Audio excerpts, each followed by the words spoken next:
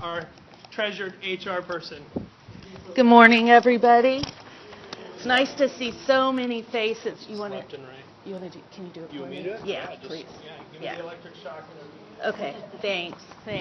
So this is why our office has been so incredibly busy. So I hope all of you have had a good experience with our office. I know that it's been extremely busy. We're still calling faculty, making sure we have everything, and making sure that everybody's going to get their correct paycheck at the end of this month. So if you have any questions offline, you can email me or you can just swing by our office. You're always welcome in the office.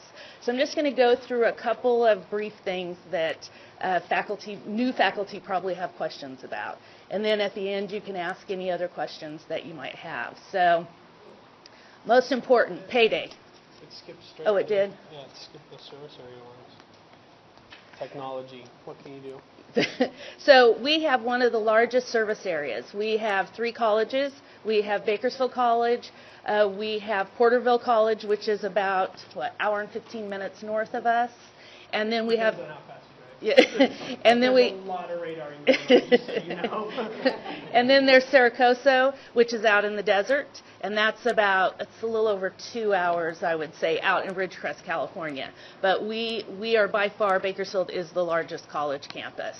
And then you have the PowerPoint, so you can kind of read about that. We can go on to payday. Most important thing. Always go on to payday. Yes, payday. So payday is the last working day of every month. It depends on if you're a 10 or 12 pay. Some people have elected a 10 pay, some people have elected a 12 pay. That can be elected at the beginning of each year. It cannot be changed in the middle of the year. So once you've elected for the year, then that's the pay structure that you'll be on because we've reported it to the retirement. So anybody who wants to change that at this point, you're welcome to come by our office. We haven't started the payroll process yet, but if you don't do it probably by the end of this week, then you won't be able to change it. If anyone is still waiting for their notice of assignment, which I think most of the new faculty are, that does come from our district office. Once we receive official transcripts, we confirm your salary. So if your official transcripts do not get to us in time for the first payday, you will be placed at probably column 2, step 1, until those transcripts are received, and then we confirm your payroll and we go back and we retro you for what you didn't get. So I don't want anybody to freak out that, my pay is not going to be right, it's going to be that way the whole year. No, as long as we get your official transcripts in within the first month or so, we can always go back on the next pay and just retro it back and place you at the appropriate level. I know some people have been coming in kind of last minute hires, that type of thing. We just always err on the side of underpaying you than overpaying you, because it's really difficult to go back and say, you owe us this money back. So it's always nice to say, oh, I'm getting more money, instead of, oh, no, I have to pay the district back. So any questions on that? I know, yes.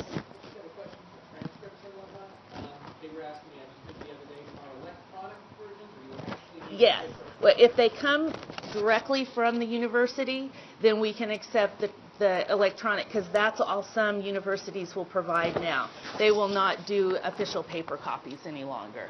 The only problem sometimes with that is that our firewall, it will block it. So you just have to keep on us to make sure. And as you see by the number in the room, when it was maybe 10 new hires, it was easier to track, but we have a large group here. So just whatever help you can provide us is helpful. So anyone that's teaching overload classes, there's always questions on that. If you're teaching overload, your pay will be based on the dates of the course. So if you have a semester-long course, you will get paid September, October, November, and December. If you have a short-term course, a one-day course, it will be appropriate with the date of the course. We never pay you before the course starts. Again, in the event that it's canceled, you would have to pay us back if we can't stop it in the payroll process. And we always pay you right around the time that the course ends. Yes? Yes, as long as your direct deposit is in. Could you repeat the question, please? We were unable to hear the question. You want to repeat it, Tanya? If you chose direct deposit, will that be your first check or after that? And yes, it will go in as direct deposit. Any other questions? I know overload is a little bit confusing. It has a different pay rate. That's all in your contract. It's based on the LHE of the course, depending on what you're teaching, will depend upon the hourly rate that you receive. So any questions on that, feel free to email me. Email is always the best way to get a hold of me. So any questions on pay? No? The other thing I wanted to mention is some of you may have received an offer letter that had the old salary on it. That is because CCA just ratified the new salary schedule. So the offer letters are always just a contingent, and then you're brought up to where the salary actually is. So it's nothing. The salary is not a firm placement on the contingent letter. It's just the offer letter offering you the position. This is what we're calculating it at the time you were offered the position. Then it's corrected with this first paycheck. So, benefits. Oh. Say that again? Where do we actually find out what the salary would actually be? It's on the KCCD website. So if you go to kccd.edu, that is our district website, and all of the salary schedules. If you go into Human Resources, all of the benefit and salary information is there on the site. Also the newest CCA contract. Yes? Is that the same for the benefits? Yes. The amount that you're paying for the benefits, did that change? Yes, and the number of plans. They've condensed it down a little to 4. I think it was 6, and now it's condensed down to 4. Okay. So everybody will be asked at one point to come in and redo that form, or I guess as Kathy said, you can do it over at the presentations that they're doing on Friday. If you can't make the presentation, then you can always come into Human Resources, and we can explain any questions that you may have as well. Okay. Is there a new document that has the different prices? Yes. Look online and couldn't find it. It should be for the 2017-18. Okay. Mm-hmm. Yes. If we filled out our health benefits, but could go to the SIS screen and decide we wanted to change, Mm-hmm. can we do that? Yes, because the new plans are not going to go into effect until October 1st. So all of the plans that you signed up for go into effect on September 1st. All benefits will go for everyone will go into effect September 1st, but because of the way CISC runs their annual year, it always starts October 1st. So your new plan will go into effect October 1st, which is kind of confusing. So, and anyone that does not receive their card and needs to have some sort of medical attention, please contact our district office. They will make sure that you can get the attention that you need. Our county office has 47 school districts that they process at the beginning of each year, and so it sometimes can take 30 to 60 days to get the card in the mail. And you'll only receive one. You won't receive a dental, or if you signed up for vision, you'll only get the medical card, and you use that for everything. Any questions on benefits? Yes. Is the documentation that we received in our initial package when we were hired on the same as what the people were talking about from the union? It depends when we hired you. So it hadn't been ratified until later in the recruitment season. So again, I would look on the website or come by our office and we can show you the 2 forms and what you've signed up for, because we keep a copy of everything in our office, and then we can help you out as far as getting the new information. Mm-hmm. Yeah. In fact, I think the plan that is the Cadillac plan has gone down in price, so that's a plus. So, any other questions on benefits? Personal information. I know a lot of you have relocated here. Please make sure that we have your updated information, telephone numbers, addresses. If you've signed your beneficiary forms with your old address or old contact information or your benefits, we need to have that information. Otherwise, your cards will go to the incorrect address. And then if you have any other type of communication from CalSTRS, CalPERS, whichever retirement you're in, that will also go to the incorrect address. So if you've moved and you signed up under your old address, please make sure that you send an email to our office or something so that we can get all of that changed for you. Any questions? And even throughout your tenure here, because if you change something, marital status, any type of personal status, that you want to make sure that you stay on top of that, because if something were to happen, then whatever we have on file is where that goes. So please make sure that you always stay on top of your beneficiaries with CalSTRS, CalPERS, with our office, because we do have the designation of beneficiary that we've asked you to sign. In the event that something does happen while you're employed and we do owe you money, it will go to the person on there. So just you can probably email Lori. That would be the best. Lori Carlson is going to be your main contact. She is the person that handles the payroll for faculty. So I would send, and you can always CC me on it. I know that we're just kind of overloaded right now, and we're all trying to pitch in and help each other out. So, We'll yes, make sir. sure to get their contact information into the site too. And it's on the back page. It's Perfect. tiny, but I'll go ahead and send this. Just copy it. Yeah. I've got it. I've Okay. got your thumb drive right here. Yes, you do. Does the address change option on Inside DC take care of this stuff through HR, or do we have to still go in and do it manually also? I would definitely let us know. I wasn't sure if that automatically notifies you when we do that. We have to set up 2 screens on our system. So because we do sometimes mail out the tax forms at the end of the year, and if those are incorrect, or we do the open enrollment mailing, any of that, we try to do everything electronic, but sometimes things go out in the mail, and if it isn't under the right screen, then it'll go to the other address. So, any questions? No? Okay. Sick leave. So depending on what assignment you're on will depend on how many sick days you have per year. So, and then you do receive sick time for overload. So one thing you just want to make sure is when you put in your absence forms, if it's for an overload class, it needs to go on the overload form, and if it's for a part of load class, which is your load that you're getting paid the annual salary, you need to put it in under that. So, and then in the CCA contract, that will tell you what the rules are for putting in your sick leave. So if you're gone a half a day, full day, whatever the case is, it will instruct you on how to put in your absence forms. Any questions? No? Injuries, I think there's 2, yeah. Skip into the injuries. Injuries. The other one is just how to get in to do your absences, the leave reporting. So injuries, if you're injured at work, please let us know as soon as possible. Please let your supervisor know. Please send me an email. If it's an emergency, please contact public safety, whatever the case is, but please let us know. That way we can make sure that you're taken care of the way that you need to be taken care of.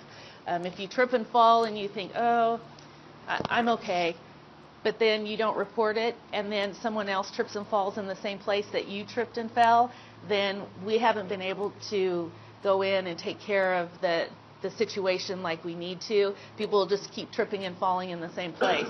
So if you do trip and fall, something falls on you, whatever the case is, please, please, please make sure that you notify us as soon as possible. We do have someone at the district office who is our safety person, and I reach out to her, we get you hooked up with the doctor, everything's good. So please don't be embarrassed, don't feel like, oh, I shouldn't do this. We need to know. So, and sometimes when you let your injuries kind of go on, then it just gets worse. And so, yes. Back to the sick time. Uh-huh. Sorry. Oh, that's Is that okay. like a bank that you cash out of if you don't utilize it? So sick leave is a part of your service credit. So when you get ready to retire, whatever sick time you have will accumulate and it'll be used towards your years of service. So I recommend that you use it frugally, because at the end when you get ready to retire, some people have been given a whole year service credit. So that, sometimes people, oh, I don't feel like going in. I'm not, think in the back of your head. I know it's hard for some people that have a long time until retirement, but that does add up, and it does benefit you at the end of your career. If you've come from another California community college or UC or any California education institution, please let our office know, because we can have you transfer that sick time from your previous institution to our institution. So there's a form for that. If you have not filled out that release, please email us and we'll get you the form so you can contact your previous school district.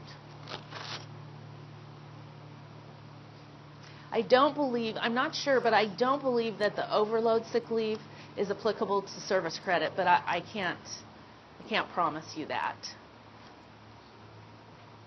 Any other questions? No? Yes. Yes, you'll keep that. Let me talk to payroll.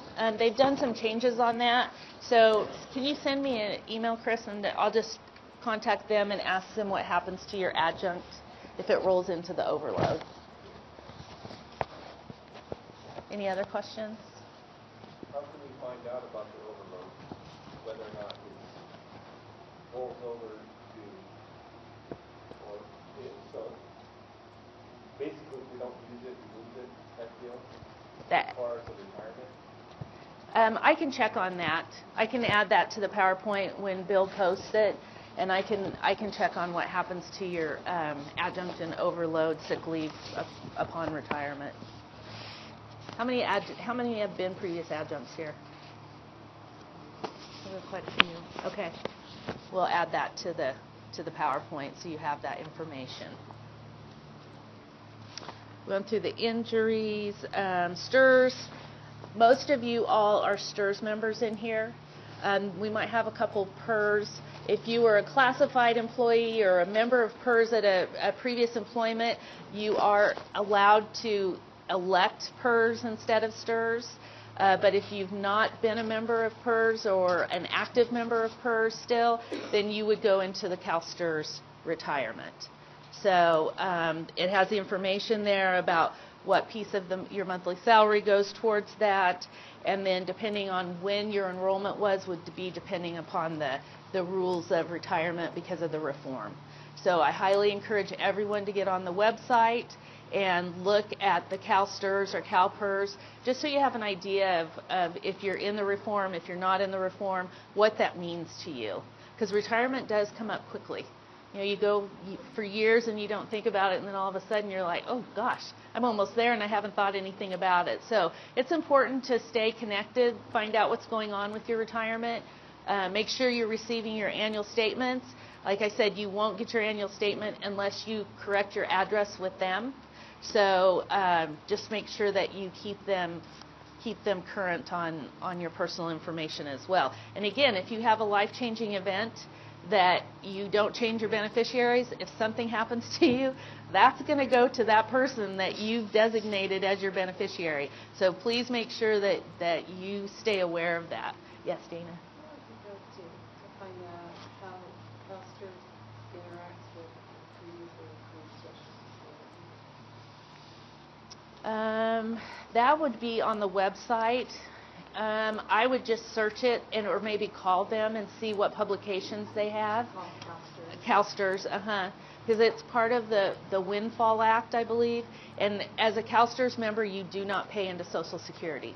So just so everybody knows that if you have previous, I'm not sure how it affects it, but I would definitely look into that. Just a quick side note. What if we still have secondary employment that is contributing to Social Security? That would just have to be coordinated probably with your CalSTRS. I'm not sure, because I have heard that your Social Security will affect the amount of your retirement, but I don't know how. So. I don't know if STRS Yeah, I would talk to STRS and get it straight from them. Any information like that, I highly recommend contacting that CalSTRS or CalPERS to get that information directly from them. A lot of times things have changed. They may not update us as well as they should, and we want you to hear it from them. So, and then lastly, this is our HR contact information. Anybody in the office should be able to help you, but this is kind of what they focus on as far as their position. You can always CC me on every email. If someone doesn't return an email or a call, I'd like to hear about it as soon as possible. I want to make sure that I'm communicating with all of the new faculty, because right now it's a lot of information overload, and next week you may think, okay, what did she say again? So please feel free to email me. That's the best way to contact me. Amalia is a new HR tech. We had Anna Gonzalez, which I'm sure a lot of you dealt with during the recruitment. Anna moved to the district office, received a promotion. So I was sad to see her leave, but happy for her on the other hand. Diana Alcala, she handles classified and temporary. Lori, she does the adjunctive faculty. Vicki is the job development specialist for student employment. And then Heather is our receptionist at the front, so you can contact any of us or just come by our office. So, any other questions? No? Well, welcome everyone. Oh, huh? How are you still sane? I'm not, yeah. I don't think I am sane. But we always like to see people in our office, so always come by. HR is not the dreaded place that some people want to think it is. We're there to help you. We're there to make your employment enjoyable if you have any questions. One side note, I am also the Title IX investigator. And so for those of you who do not know what Title IX is as it pertains to sexual misconduct, if you hear any type of sexual misconduct going on in your classroom, if you experience any type of sexual misconduct, anything of a sexual misconduct nature, I need to know right away. That's part of my job as the Human Resources Manager. I do the investigations. Our Vice Chancellor at the district office is our coordinator, and she does the final determinations, but I am the investigator. And I just, I want to make sure that everyone's aware of Title IX. I want to make sure everyone's aware that you can email me. You can say, I have this situation. What can you help me? What should I do? You don't have to give me names at the time, but if you have, some uncomfortable situation, please, please, please reach out to me. If you have students that come to you with something of a sexual nature, please respond right away. If the hair on the back of your neck stands up, it is for a reason. We have a lot of students. I think we're going to have 7,000 more this year than we had last year. And, it's a community. And so we just want to make sure that we provide a safe community and that everybody feels comfortable. And so if there's anything that just makes you feel a little bit funny, send me an email, call me on the phone. My cell phone is available for everyone. If you have a class at night, students who have uncomfortable situations, we provide them escort. Always call public safety. Have them call public safety. When you talk to your students on the first day of class, make sure everyone that has a cell phone in your class has public safety's telephone number in it. We have public safety 24 hours a day. So if a student comes to you and says, I feel uncomfortable, contact public safety, contact me. Make sure they have an escort from public safety, because public safety is always here. So I just want students, and yourself as well, if you feel uncomfortable walking to your car at night, contact public safety. They're here. That's what they're here for. So we just want to make sure we provide a safe environment. So, thank you. Oh, yes? As regards to Title IX, so you're a confidential reporter. Yes.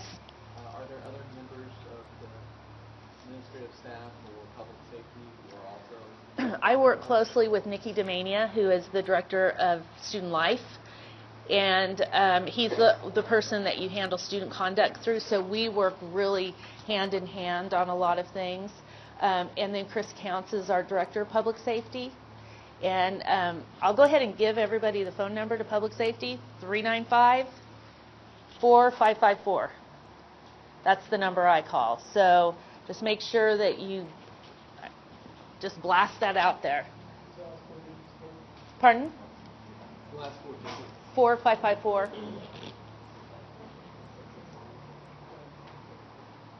Yeah, and it's 661. I apologize. There's a lot of people here that aren't from local Bakersfield. So, any other questions? No? Okay. Thank you so much and welcome.